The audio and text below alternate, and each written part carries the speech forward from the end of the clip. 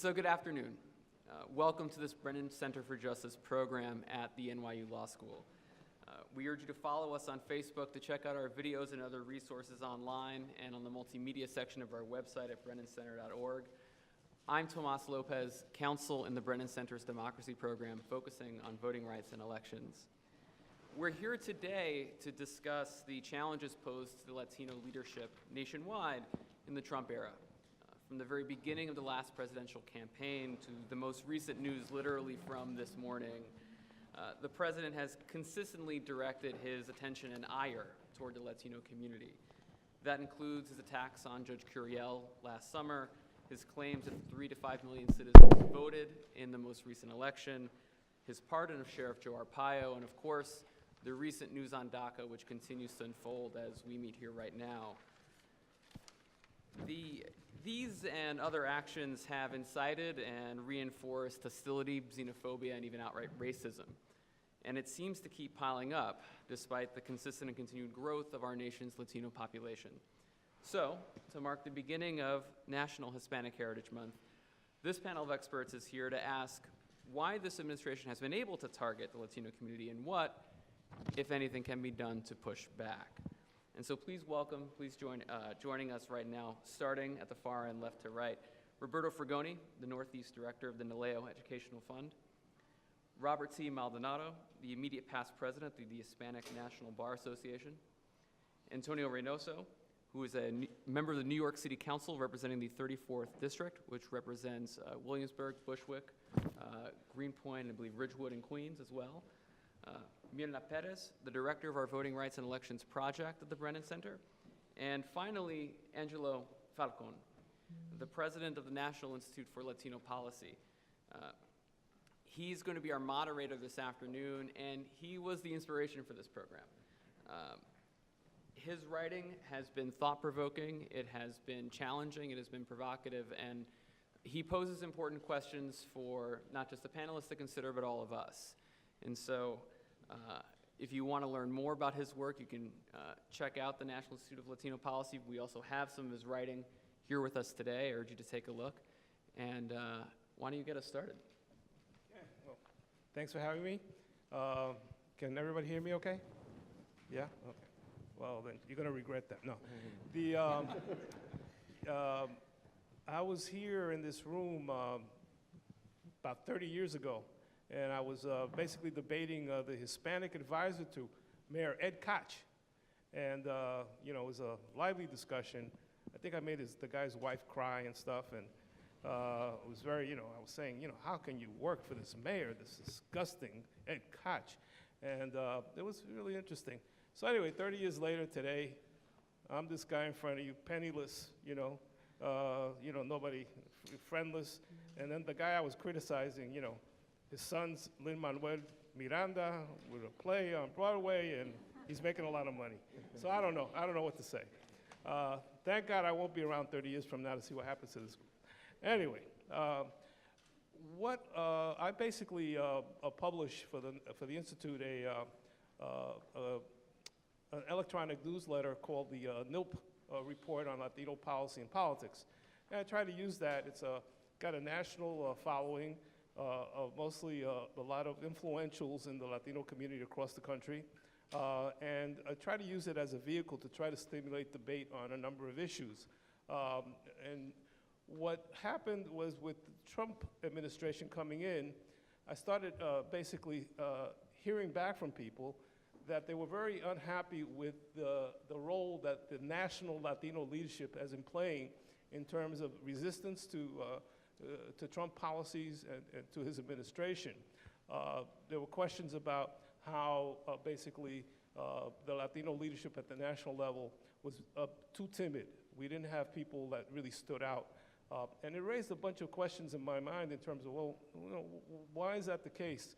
What are some of the issues? So I try to write a couple of essays trying to raise mostly questions because I didn't have real clear answers or a blueprint about what to do. I figured at least start getting some sort of discussion going out there in terms of what the kind of questions that were being raised. Now, some people think that by being critical of the national Latino leadership, we're saying that there's no leadership or effective leadership in the Latino community. But clearly at the local level, we see struggles, people violently, all sorts of struggles around all sorts of issues around immigration, around gentrification. So there is a leadership there, but the point I'm trying to make is that there is this level at the national level of politics that somehow the Latino community is not really effectively penetrating, and we're certainly not seeing kind of a national Latino leaders emerging at the national level. So there are a bunch of explanations for why that might be the case. One of the things you keep hearing, or I keep hearing, is that, gee, we wish that I'm sick of hearing it, by the way. I wish we had a Latino Al Sharpton, you know? And I go, oh my God, I don't know about that, but anyway, but the idea of having a more outspoken leadership, more militant leadership, and also leadership that has more kind of visibility, and also mobility, people that can kind of go around. A lot of the leaders of many of the national Latino organizations really more like managers rather than kind of civil rights leaders and agitators. So there's a certain style issue. If I told you, let me throw a couple of names out. Janet Murguia, Brent Wilkes, for example. Do you know who they are? Do you have any idea who they are?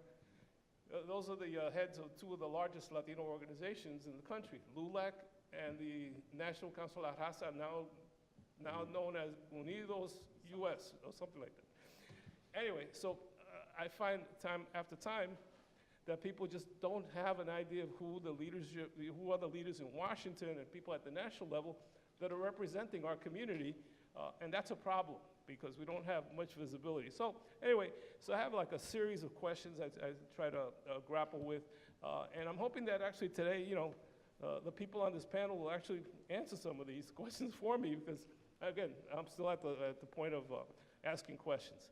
So without any further ado, let's jump into this, and we'll start with Myrna. And by the way, I want to thank Myrna for organizing this. It was usually what happens is when people read my stuff, they go, I hope you drop dead. Myrna said she was actually inspired by this thing, so I really appreciate that.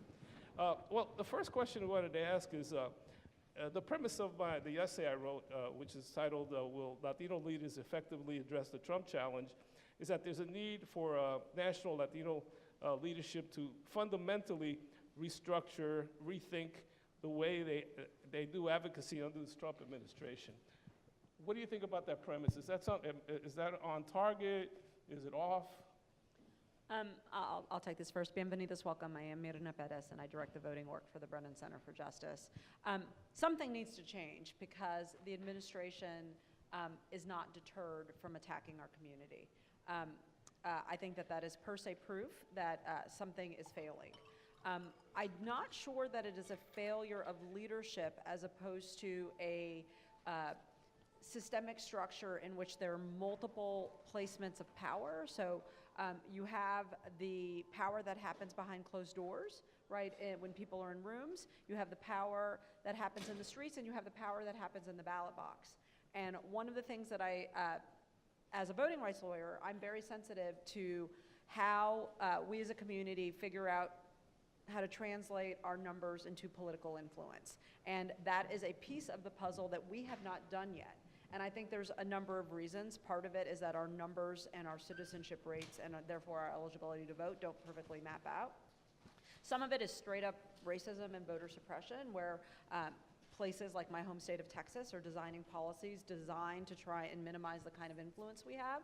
Some of it is a disgruntlement with politics in general. So folks are not getting inspired enough to vote with all the difficulties that happen with voting. I mean, people aren't going to take time off of work, hire a babysitter to go out and vote if they think the politicians aren't going to actually take care of them.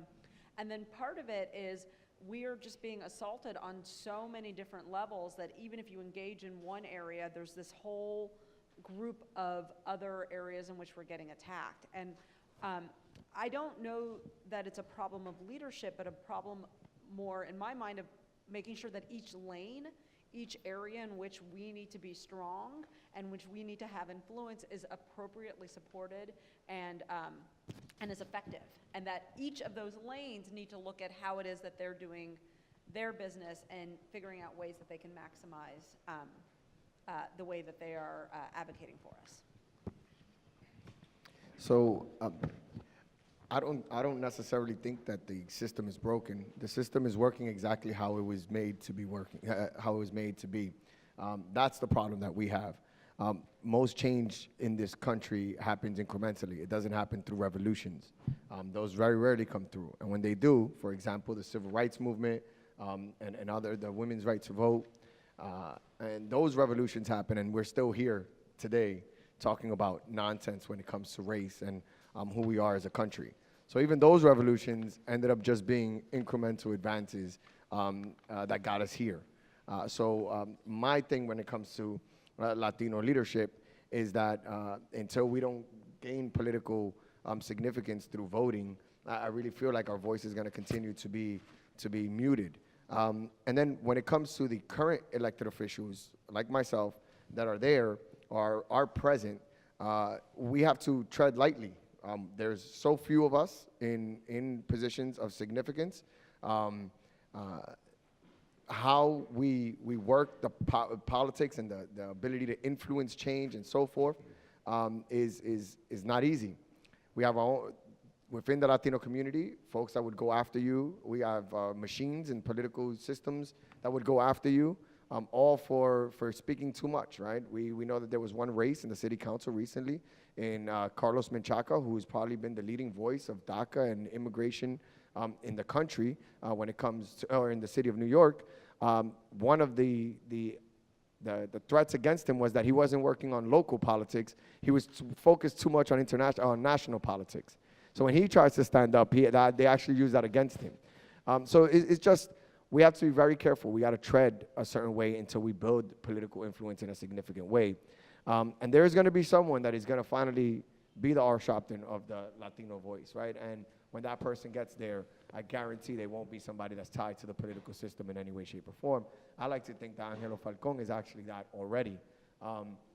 Angelo is probably right most of the time when he's writing these articles, right? But it's very hard to side with him because everyone's so scared, and self-preservation is more important than the truth sometimes.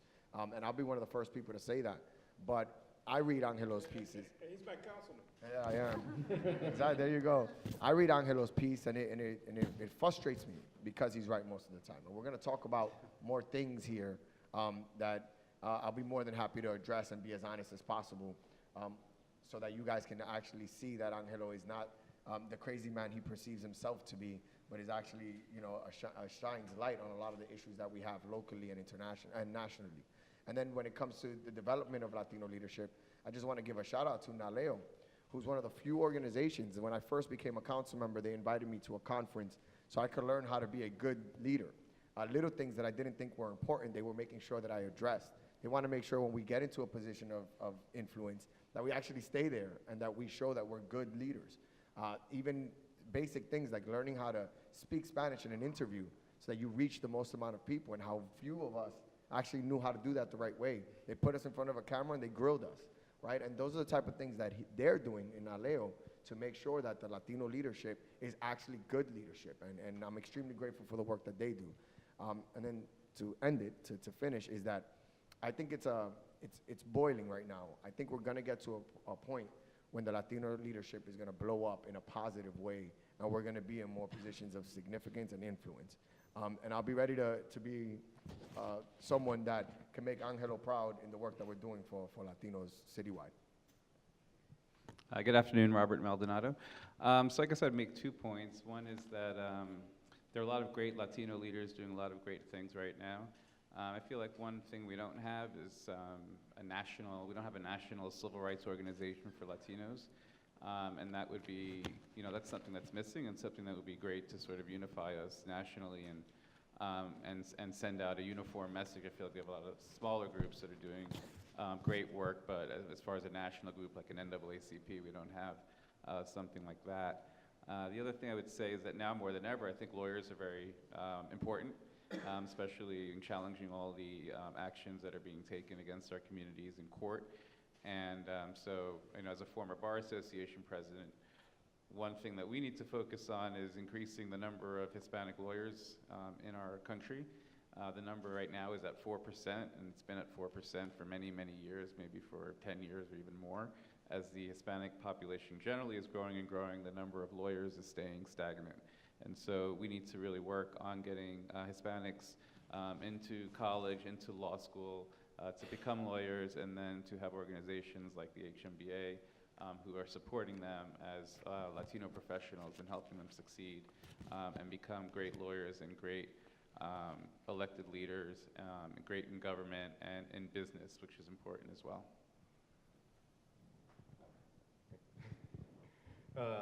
Good afternoon, and I'm very thankful for being able to be here today. Just on a side note, I don't know that we need another Al Sharpton in the Latino community, but I do feel that we need more Dolores Huertas in our community, right? We need more Cesar Chavez in our community. When I look outside, there's plenty of examples of people that have done it well, and maybe in different industries, but there's leadership that we can be looking at. And now, that said, I definitely agree with Myrna on one point that she said about us needing leadership and work in different areas. Mainly because the question set up was, do we know this individual? Has anybody heard of the name, except my colleague in the back? Has anybody heard the name Arturo Vargas? All right, so a couple, right? Honestly, it doesn't really matter. But if you're one of 100,000 people that called our hotline last year to ask about election-related questions, that matters, right? The fact that the resources are there. Or if you're one of the 750,000 people that we reached out to make sure that you're coming out to vote, the Latino community comes out to vote. That's what matters. So maybe not so much the name of the person that's on top, but really the work that these organizations are doing. And that's why it's so important that we have a more inclusive type effort where everybody's at the table, right? The people that are outside protesting, and which is tremendously important, as well as the people that are inside the building negotiating, right? All of those are really important, and all of those play well with each other. They complement each other's work. So as we have this discussion, and I know there's some questions that Angelo posed in his essays that are pretty provocative and interesting, but my message, if anything, is more about how do we become more inclusive and supportive of each other's work, right? How do we make sure that all of the areas are covered and not just a few? And one last example that I'll give is enough with the media just asking to interview Latinos when it comes to immigration. We have tremendously great qualified attorneys. We have great doctors. We have people in other areas that could provide expertise, that could share their knowledge outside of one or two issues. So it's important that we start looking more broadly. We're the second largest population group in the country. Like, forget about we're a minority group or any of that. We're the second largest population group in the country. That's what matters. Thanks. All very nice responses, but I think you guys missed the point that I was trying to make. The point I was trying to make is under Trump, the time for kind of like normal politics, which was what we basically all described, is gone. That we need to develop very different strategies, and I didn't really hear any of you really talk about that. And again, I'm talking about kind of a limited role, limited group of people at the national level. There's a whole ensemble of organizations at the national level that are representing us. The fact that people don't know who the leaders of these groups are, I don't know, it bothers me, And the fact that, you have groups like the National Hispanic Leadership Agenda, which are a collection of about 48, 49 national Latino organizations. They're having a demonstration today outside of the White House. Did any of you guys know about it? Sure you didn't. That's troubling to me. The fact that the leaders, and when you turn on the TV and you see who was being interviewed in terms of Latinos, more times than more times than ever. You know, what you see is Ted Cruz and Marco Rubio saying, "What the hell are these guys being interviewed for? They don't represent us." So there's a problem with the normal way we've been doing the advocacy work, the way we've structured it, the way our organizations have. Today I was talking to a very, very prominent Latino businessman who wanted to make the argument that we're missing the point that all this sob story, heart stuff about immigration and the poor, that we need to really emphasize, because the Republicans respond to this, to the issue of the economic impact of the Latino community. Now, that's what they'll listen to. And that would I write some things about that? I told him, I'll write about it. It's not going to make any difference. I told him, you need to get together with the national Latino leaders and start talking a whole different way of organizing and talking about how to basically better frame the issues. So my challenge to you guys is, I disagree with all of you, so what do you think about that? Okay, so I'll take this one first. I think there's a bit of incoherence in the critique of our responses, in part because we are in a terrible place in this country because people profit. I don't mean financially. There's a gain that people are getting, whether it be psychological, whether it be assuaging the anxiety they have about loss, whether it being able to blame people. Somebody is gaining something by bashing our community. And I don't think we are going to accomplish much till we address the anxiety that some people have over the browning of this country. And I am not sure that the way to reach people is that different than the way modern civil rights movements have always been, which is, find a common message, figure out what people are concerned about, get people to know everybody one-on-one so that you realize that the person is not that different from you, amassing power, using that power and using the political capital you have in a responsible and thoughtful way that then gets you more support, and then it snowballs. And I think I'm not positive that we are going to address the fear, anxiety, irrationality, xenophobia that's happening in people's lizard brains by doing something that's radically different than what people can actually hear. I mean, but have you if you look at, and you've been involved in the community, so like a lot of the players in Washington and all that stuff. Do you see a group of Latino leaders and organizations sitting down to exactly develop a strategy around what you just said? Have you seen that? Can you say that?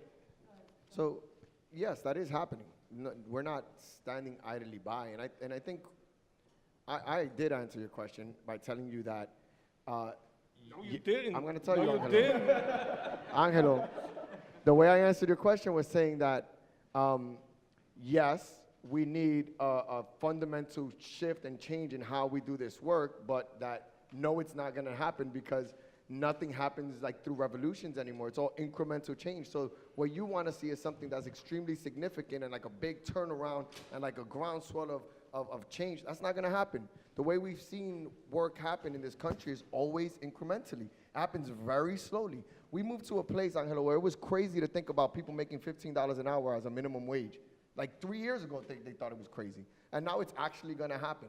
We went to a place where education of a child that for a 3-year-old or a 4-year-old was only going to benefit poor people, and that would never happen either. And now that's happening as well. A lot of the things that we're seeing here are going to start moving to the left or to where we want it to move, but it happens slowly. So while you are right, the way that we can see significant change happening would be through an amassing of Latino leadership, being a viable force. I just don't see that happening.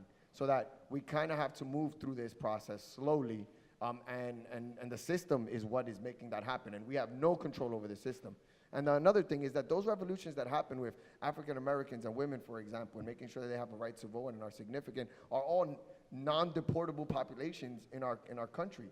What we have now is a whole population that if they rise up, can all get sent back to, not even sent back, get sent to a country that they probably don't even know, that is not the United States of America. Legally, they have a different challenge than everyone else. We are truly talking about shadows. So the people that have to look out for them are United States-born Latinos right? And their struggle is not the same as the people that are actually going through it. A DACA recipient is going to be the person that can speak most to those issues in a way that I wouldn't be able to, right? But they stand up and they'll get sent out. So we have to be very careful about what populations we're talking about and how much of revolution, if it's even plausible, and two, that the change has to happen slowly. And also, to end, that we have a progressive white population that is going to be very helpful in this movement, and at this point seems to be the leader in addressing a lot of the issues that we're talking about, and not dismissing the fact that that has value to it as well, and that sometimes Bill de Blasio even talking about DACA, talking about the way the NYPD treats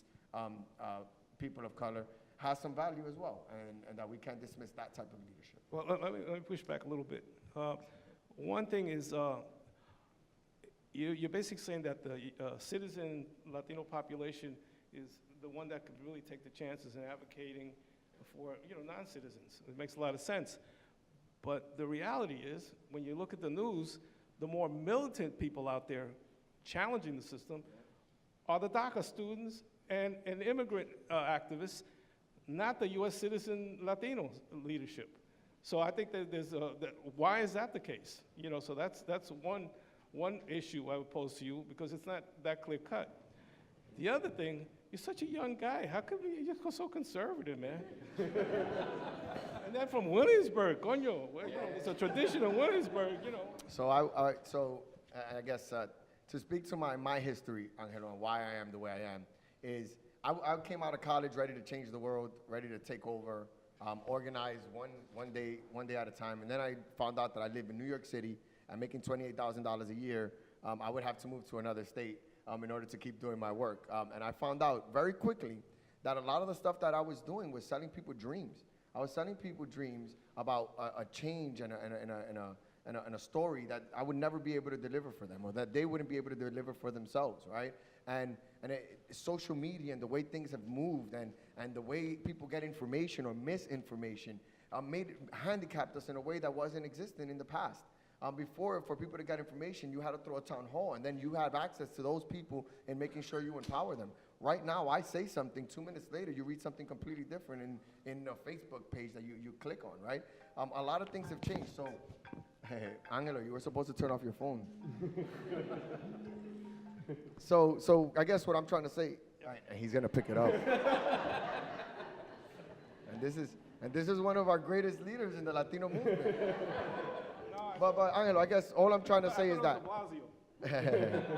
we want to. My thing is I guess there are going to be people that are more revolutionary than I am, and I love those people, and I'm always going to have their back.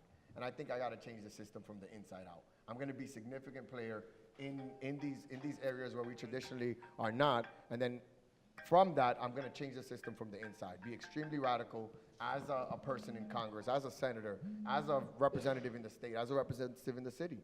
And then there's people on the outside that are absolutely going to be the revolutionaries, and I'll support them that way. So don't think of me as conservative. I just have a different path to change than you do. Yeah, and the other issue, I mean, I don't think anything I'm proposing is revolutionary. I'm talking about with, working within the mainstream structures and processes. So it's nothing, I'm not talking, because I'm, I came through the Young Lords and stuff, and these guys talk about revolution como si nada, pero it's not that simple. Pero anyway, but thanks for that. And let me go on to the Robert or Roberto. Well, I think the councilman, let's just say Antonio. Call me Antonio. Is a great example, because you mentioned earlier about national organizations. I think the role of national organizations is more to do the coordinating, to do the amplifying the voice, to do trainings, to be support. But the leaders are really locally. The leaders that are making change, they're doing it in their communities, they're doing it in their municipalities, they're doing it in their states, in their state governments. That's where the change is coming from, and that's where it becomes nationally. And I'll give you a quick example.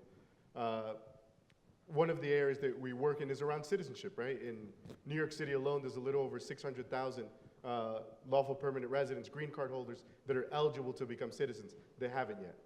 Significant.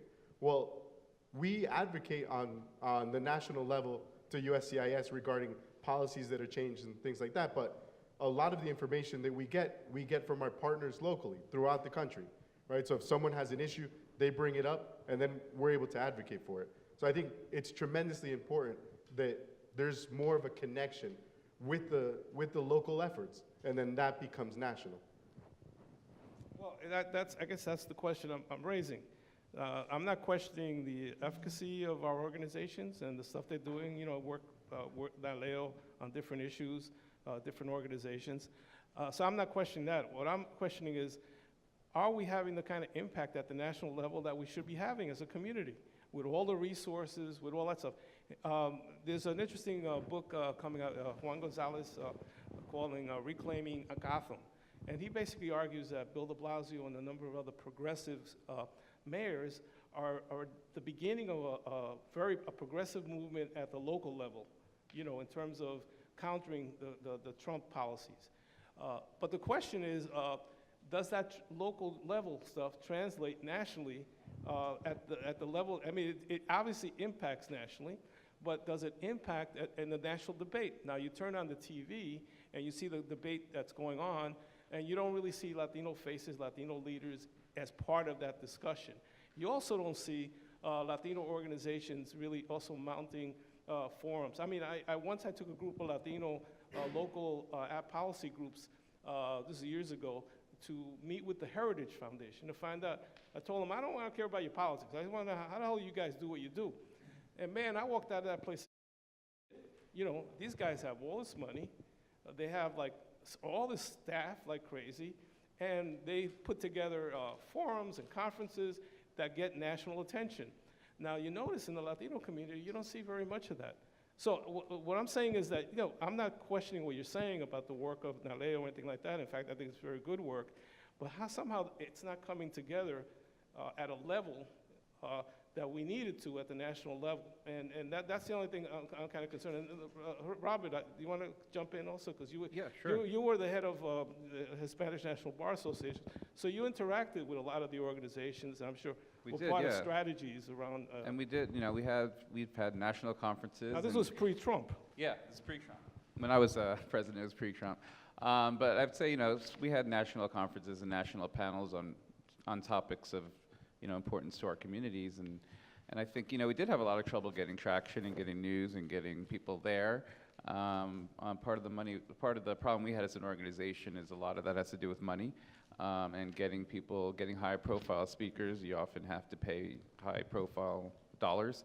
And as an organization, we didn't have that kind of money, and so we couldn't draw the speakers that would draw the press, that would draw all the attention to the issues that we were discussing in our organization. And that was a challenge for us, and I think that's one of the areas we need to address. And you know, I saw in your list of topics about, you know, philanthropy and getting the dollars and getting the money behind our organizations and our causes so that we can be more prominent and our voices can be heard. And I think that's something we need to focus on and change. One of the things that I think should not be lost on this is how sometimes local wins translate into national successes. So, for example, I think of the kind of influence that an organization like MALDF has in California.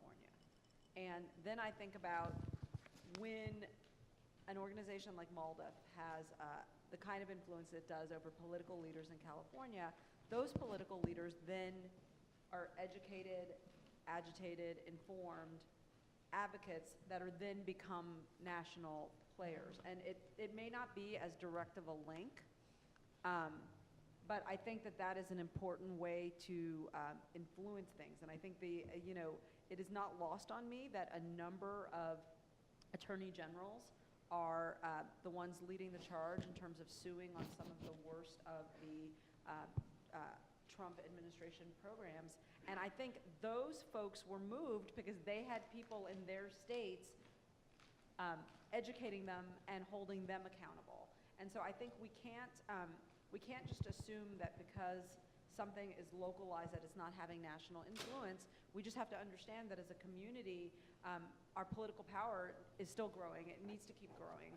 And I think it's a mistake to presume that that what we're able to do at the ballot box isn't going to sweep and dominate whoever it is that our leaders are. And if we as a community are deciding that we either are not being inspired enough to vote, or that the system is being set up so hard that we either can't vote, or when we do vote, someone is trying to dismiss our vote or suppress our vote, we're never going to be able to close that loop. It's a feedback loop that is making everything worse. And I very firmly believe that if we get that one piece unlocked, and that's going to include dealing with redistricting policy, it's going to include dealing with voter suppression, it's going to include changing the way that we punish people with criminal convictions in terms of being able to vote. It's going to mean that we need automatic registration, but we need to get that ballot box piece of it so that people are scared of us, that people that know that there's political influences that stand behind our numbers.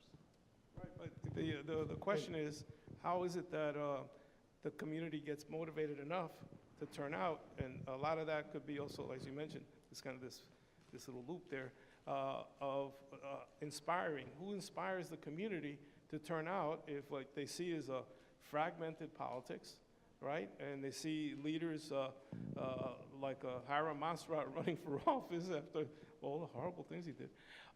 So, you know, there's that issue of leadership again, the role of leadership at the national level, and how basically it inspires the community and mobilizes the community as an issue. So it's not something that just happens necessarily that people think it's the right thing to do to vote. You know, we obviously have a lot more to do in that regard, but I'm sorry.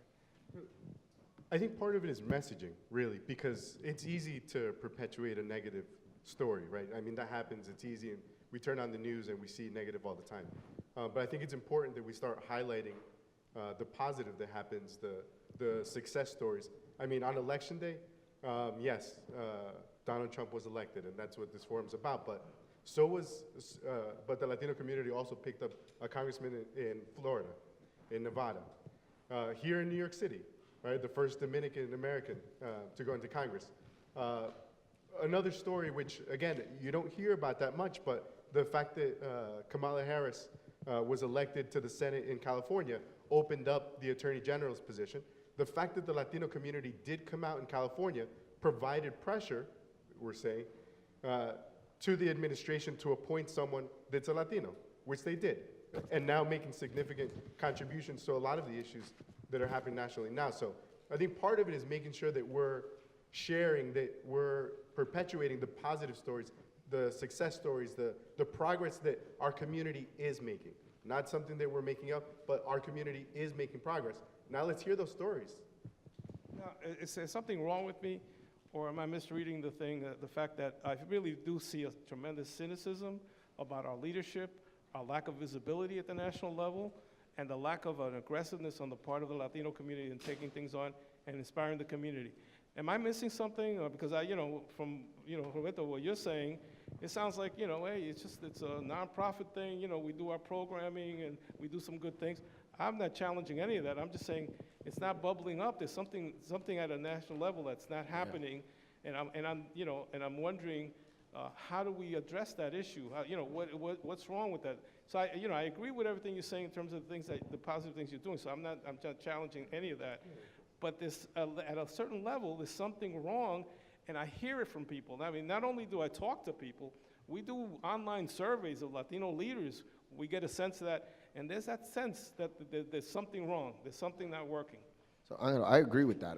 There is a cynicism when it comes to elected officials. And then when people see a Donald Trump get elected, they really start saying, look, this is why we shouldn't get involved. It's like no matter what we do, lo malos se meten.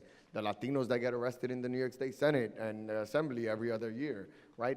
It is a lot of cynicism. I agree. My mother can't stand it across the board. But I do think that there's a young crop of elected officials that weren't born into the system, right, that are looking at it slightly different. And I think our future is much brighter than our present. And in some cases, we're making significant progress. I want to say that I just think it's a time thing. It's an issue with time right now. We're seeing a lot of the Puerto Rican leadership is getting a little older within Congress and so forth. But there's young people in local positions that are looking to move up. And I think that there's going to be a breath of fresh air when people see young people that are not born into the system, that don't understand politics the way it was in the 1970s and 80s. That could be a positive thing. But you're right. There is a level of cynicism across the board. My mother only votes for presidents and me. Outside of that, she's not invested in the movement yet, and she's a mother of an elected official. So I want to see, and I use her as my litmus test in the South Side. If my mother's not doing it, then the other viejitas are not doing it in the South Side, right? So I want to see what does inspire my mother, what gets her motivated, and we're just not there yet. We really aren't. Let me ask Myrna and Robert about, because one of the things I try to argue is I think there's a special role, and already the point was made, for our legal organizations. That right now, I think it's important to support them. It's important for them to be more aggressive and also more visionary in terms of also how they plan to address this. I think it's really significant looking at the role and what's been happening with the ACLU because of the aggressive stance they've taken. They've also raised a lot more money and have been able to expand. And one of the things that's interesting is that the head of the ACLU is Puerto Rican. The head of the MALDEF is Mexican-American. The head of the Latino Justice is a Puerto Rican. And the head of Legal Momentum, which used to be the now Legal Defense Fund, is a Puerto Rican. It's kind of interesting. And I wonder if they even get together to kind of strategize or anything like that. I promise you that they do. I promise you that they do. There is a lot of interest in making sure that the legal fights that are happening are done in a coordinated and thoughtful way. Just because we're talking doesn't mean that everybody agrees. And just because folks are talking doesn't mean that perspectives as to priority are going to be aligned. And just because folks are talking doesn't mean that we still have the same sort of resources. But I think if we don't have legal organizations that are dealing with issues that are neutral or endemic to the Latino community, we are going to be in a position where white progressive organizations are the ones speaking for us. I also think that we need to be mindful about what is happening such that all of the best and brightest law students are looking for certain organizations when there might be other spaces available where people can have an impact, and sometimes not being part of the same old guard allows room for people to grow and to try new legal theories. I mean, as a professor, I'm always trying to teach my students like history, and like people don't remember that Thurgood Marshall was super controversial back in the day because he had a legal strategy that was national, and he would go in with his resources and sometimes have real scraps, like real legal scraps with some of the lawyers on the ground that didn't have this grandiose plan about how to make our country less racist. They just wanted their kids to go to better schools. And I think those kinds of tensions are not going to go away, and we're going to have to work through some of them. But if we don't have some of these legal organizations doing some of that work, then we're never going to make sure that the issues that are important to the Latino community don't kind of get swept under the rug because of something that is higher profile or has more attention. Yeah, and I agree with that. And they do, MALDEF and Latino Justice all do great work, very important litigation on behalf of our communities. Again, one of the things I mentioned earlier is not having sort of a national litigation organization. And so we have different organizations, and I don't know that we would all even be able to explain the difference between MALDEF and Latino Justice. And the work that they do. So I think part of it also, as I mentioned earlier, is getting more of our lawyers into these organizations and doing that work. And that's a challenge also, getting the Latino lawyers who are graduating from law school to do that kind of work and to do the civil rights work and to do the litigation that benefits our community. Robert, let me follow up on the point you mentioned about the philanthropy, because one of the things I try to argue is that the Latino organizations, one of the limitations they have at the national level is that the Latino community, the population has grown tremendously. And the organizations really are most of them are very small organizations. They haven't been able to get the resources to expand, to have the resources to pull a lot of this stuff off, and that's been a problem. One of the things is we've tracked report after report by groups like the Foundation Center, Hispanics in Philanthropy, and other groups that have documented that the amount of philanthropy going into our community from foundations is minuscule. It's like 1% of philanthropic dollars. And we see these reports, and we see people decrying it, but no one does much about it. One of the problems, I think, is that the organizations go and approach philanthropy on a one-by-one basis to raise money for their particular organization, and no one has really gotten together to talk about how do you hold philanthropy accountable to our community. In other words, it can't be just on a one-to-one basis, but people have to collectively, I think, approach the Ford Foundation, approach the Rockefeller Foundation, and in other words, again, the need for a different strategy that hopefully would pay off even greater, in getting resources into our community. Robert, does any of that stuff make any sense to you? Yeah, it makes total sense, and I agree with you. We have, for our organization, our nonprofit, we get very little money, if any, from philanthropical organizations. Our fundraising comes from law firms and corporations who want to support lawyers, Latino lawyers. So we have that challenge. And I think that the issue you raise is exactly right, is you have all these small organizations that are all doing similar work, going after the same dollars. And how do you make yourself stand out, and how do you get the organizations to give to you? And I think there has to be some collective efforts and collective strategies as to how to mine that money, because there's a lot of money there. And as I mentioned earlier, that money is necessary for us to move the ball forward. Let me just say, Tomas is coming up, but I just want to say quickly, for example, you see in our community with the kind of fractionalism and different organizations kind of going in different directions. For example, there's an organization called Hispanics in Philanthropy that was established to try to get more foundation monies into the Latino community. And they were supposed to be like what they call an affinity group, a small organization to try to do this. Right now, they've done much better fundraising for themselves than for the community. So they have like a budget of like $15 million. And they're supposed to be advocating, right, for the community getting more monies. So you get this kind of dysfunctions, I think, and nobody calling people out when these kind of things happen. So it's just an interesting example. And you should go to their website. They have a beautiful website because they got the monies they could pay for it. As you can see, we can do this for a while. And what I want to do now is see if any of you would like to join us. We have set up a microphone at the front of the room here. If folks have questions, you can sort of line up and ask. I know one thing to sort of kick off the Q&A is folks decide if they want to be a part of it. I've been thinking a lot over the last 45 minutes about my own background, my own position as a Latino lawyer working on these issues in this era. And one of the things that I think one of the sort of subtexts of all of this is, a certain degree of apathy toward leadership that exists, probably not just uniquely in the Latino community, but, that I think does exist in the Latino community. And I'm curious, if there are any folks kind of on this panel who have any thoughts about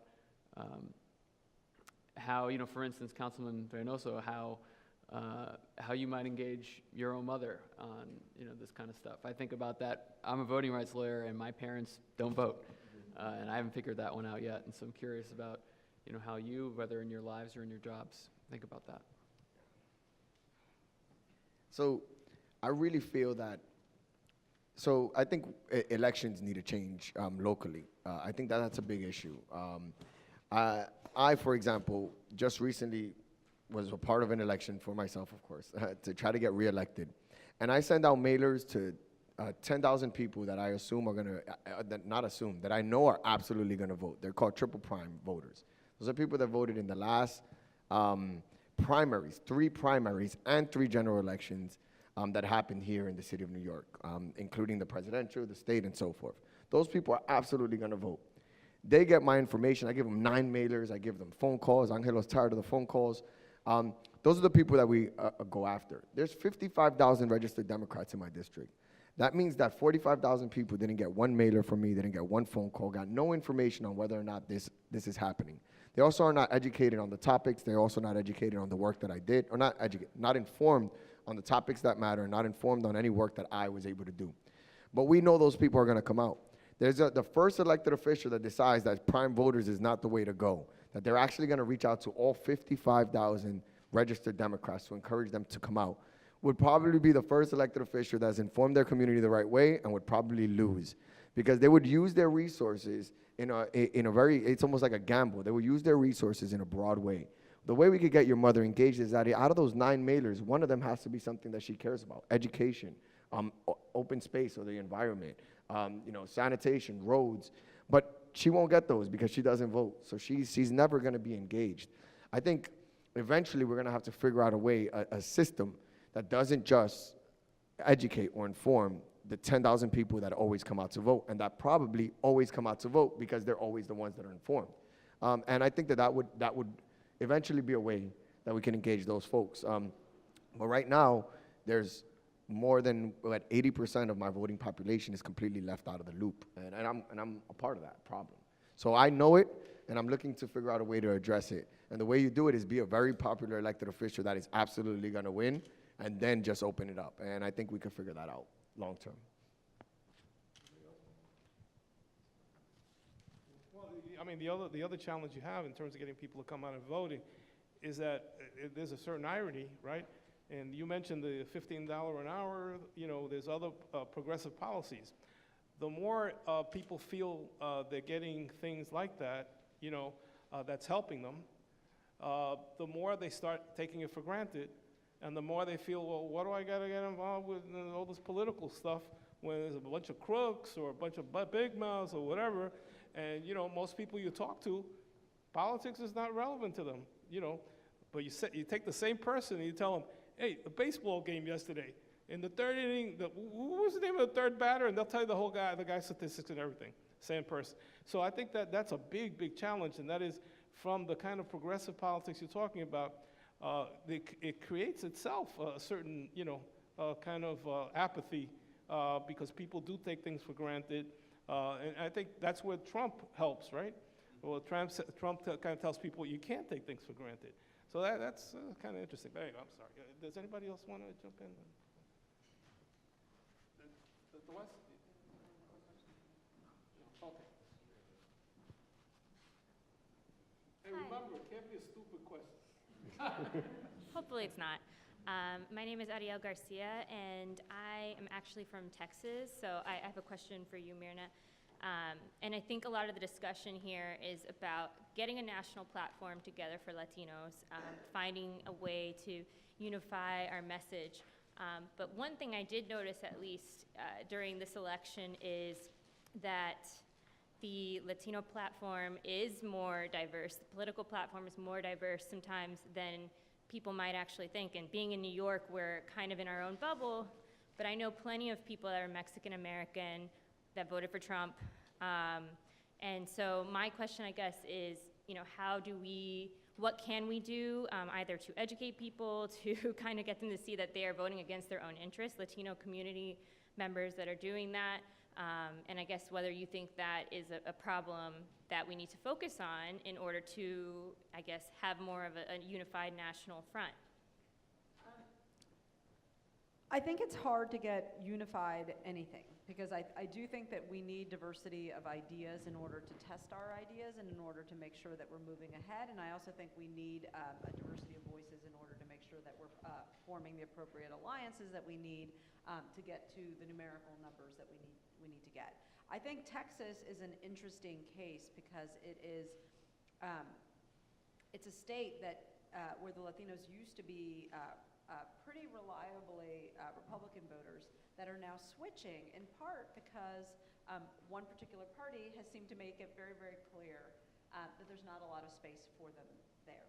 And I think as that becomes more aligned, we're going to start having some of the issues that will happen in some of the other communities. So for example, we had a strict photo ID law get passed that the Brennan Center and others are challenging to try and shave off some percentages of people that were largely poor and of color, because people started getting nervous that the Latino demographics were just shooting through the roof.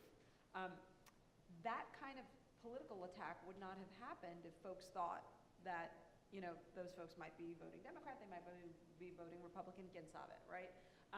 So having political influence in one way engenders problems that we also need to be able to block and tackle in another. And what I would encourage Latino voters to do is to think about like the long game and to think about what sort of policies in the end make it hard to be part of the American dream, make it hard, interrupt the kind of inclusion in the fabric of American society that most immigrants like aspire to do. And if folks aren't accepting the fact that there's some people that are just not going to be happy because they see you as being a threat to them, that's hard to square away. I mean, like, I mean, it's very hard to talk to folks that think, you know, if a Latino family gets a kid into a great college, they're not taking a spot from somebody else. If a Latino gets a great job and becomes a doctor, that's not a white doctor that didn't happen. And we as a country need to figure out, I think, how to make the idea of change not be so much an issue of loss, right? Nobody fears change, people fear loss, and people are fearing that they're going to lose what it is that they have and are vilifying communities for it. And that, I think, becomes like a harder national question than just a simple, like, Latinos don't vote against your interests. Like, as long as there are people that are going to be threatened by the gains that Latinos make, and that it's going to take something away from them, we're not going to have a lot of movement because we'll succeed and then they'll figure out another way to get us down. Thank you.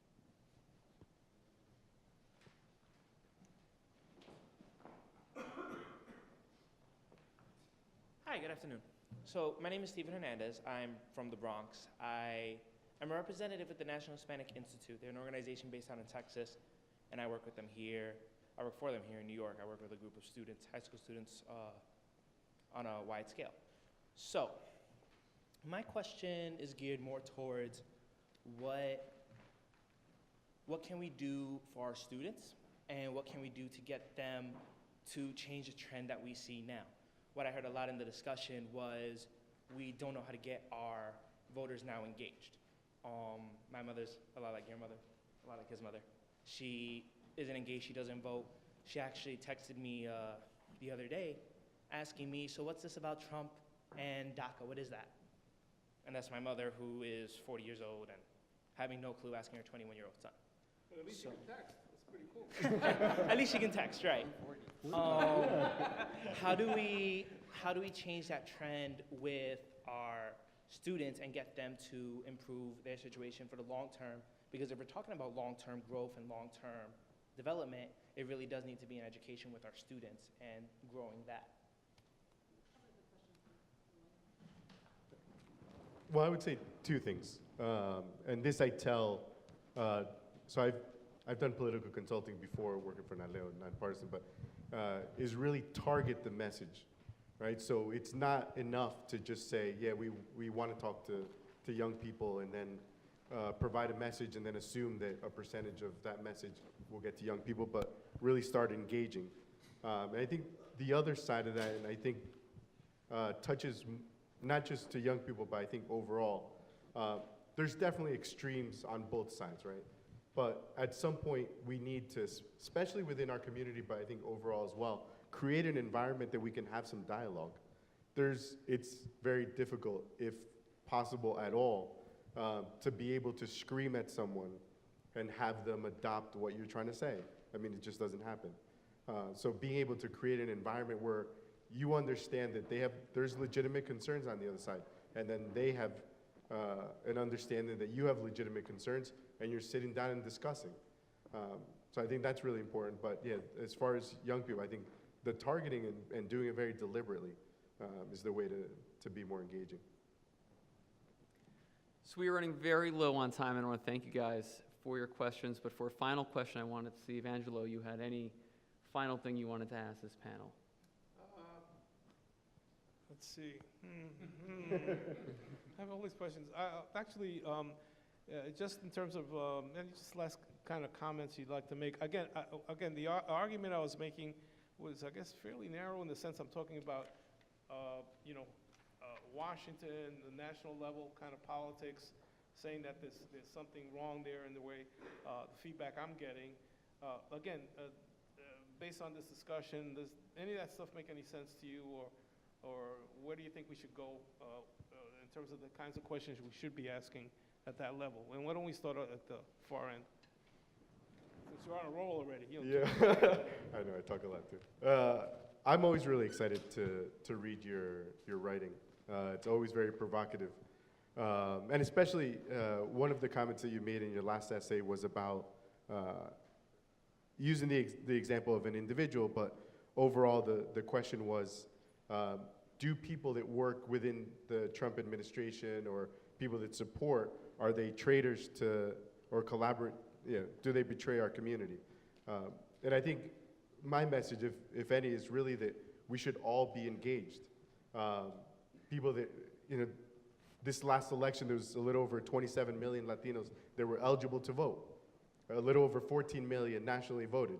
I mean, there's a lot of room to do a lot of work. There's great organizations that are doing voter registration, but we also need organizations that may not do registration, but do more outreach to people that are already registered to vote. There's space for everybody. So if anything, the most important thing is really to start engaging, to facilitate making sure that everybody has a seat at the table. I guess my message would be that the Hispanic population is not monolithic, that we have a wide variety of viewpoints on many, many issues, not just immigration, not just voting rights. We have views on taxes, we have views on North Korea, you name it, we have lots of views on lots of issues, and we're here and we're ready to talk to you, and we'll give you names of people who can come and speak on all these issues, and you should want to hear from us and listen to us. I would say that I do think that there is an issue when it comes to like national representation being popular enough or voicing their opinions in a way that people are gravitating towards them. I agree with that. I don't necessarily feel that there's like one voice or many or even several voices that are just speaking specifically to what the Trump is doing. But I have a lot of faith in our future. I think that Trump helped accelerate a lot of the work that I think is important for what we need to do. And again, I think it's a bright future. And I just want to make sure that as a group here, we don't lose out on the small victories or any victories, that we respect that we're making progress as a people, and that, again, the future is bright. I think you're absolutely right that something is really wrong. I do not understand why the administration is not more afraid of us. I do not understand why the attacks keep coming. They shouldn't, because of what our numbers look like and what they will be. So something is definitely wrong. I think where I may depart from you, Angelo, is that I don't know that your prescription, I don't know that the problem is our national leadership. I think the problem is bigger than that. I think it's we have that 9 million gap that Roberto mentioned. We have people that are not showing up to vote. I think we have people that have complicated lives and economic situations and family situations that make it hard to prioritize, fighting against what the Trump administration is doing, and therefore are not going to be showing up at rallies and marching on buildings. And I think part of what we need to do is make it easier for people to hit politicians where it hurts them, which is at the ballot box. And that should be a mission for every single organization that thinks that it is their job to serve Latinos. Like every single organization that provides services to Latinos should include a civic engagement component and should try to do their work in a way that makes it easier for people to vote if they are eligible to do so. And I think unless we turn our numbers into political power, we're still going to be the community that people like to vilify. Well, I'm just sorry to see that none of you know what you're talking about. But yeah, hey, listen, what are you going to do? No, thank you very much. I just want to say also, if you're interested in reading some of the stuff that I've written and other people have written on some of these subjects, I left some business cards out front for the NILP network, or you go to our website, LatinoPolicy.org, and there's all sorts of stuff there. It's not a pretty website, but it's full of information. Let me just say thank all the panelists. Again, Myrna, thank you for putting this together. All of you for being so honest and outspoken on these issues. And I also want to, I can't leave this place without saying that I also want to say that we all have to give a lot of gratitude to the Brennan Center, because I think the Brennan Center has been playing an amazing role in terms of raising all sorts of issues that affect not only our community, but the entire country and poor people. So I think got to give kudos to the Brennan Center. I just felt I had to say that before I left the room. Thank you.